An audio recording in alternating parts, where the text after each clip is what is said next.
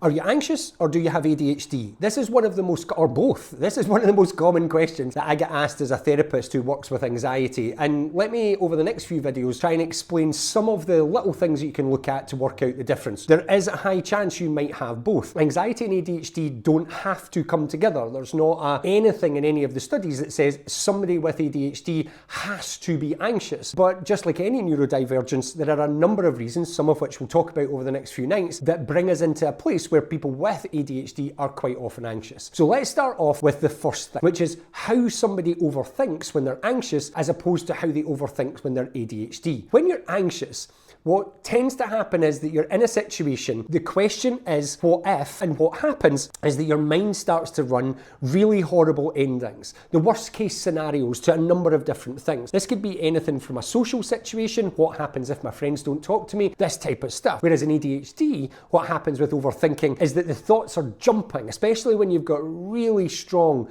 combined form ADHD, so inattentive and hyperactive. It can cause your mind to jump from one place to another, so it's very difficult to be able to keep your mind on one thing. So I'm having a conversation with you about tigers for some reason, and then the next thing you know, for some reason, I'm talking about my work. And then when I was talking about my work and you were just getting into that, my mind races off into something else. Now, this can cause social anxiety because people with ADHD are then aware of the fact that they jump from one thought to another, and people sometimes can find it very difficult to have conversations with them, and therefore they can start to run the what if in social situations or in other places. But they are two quite distinct things. So we can imagine it, just in short, how anxiety overthinking shows up is what if worst case scenarios. It tends to be a relatively straight track that then goes into lots and lots of different endings, whereas in ADHD is a million different thoughts, potentially none of which ever have an end. I would argue that you should be able to identify one or the other.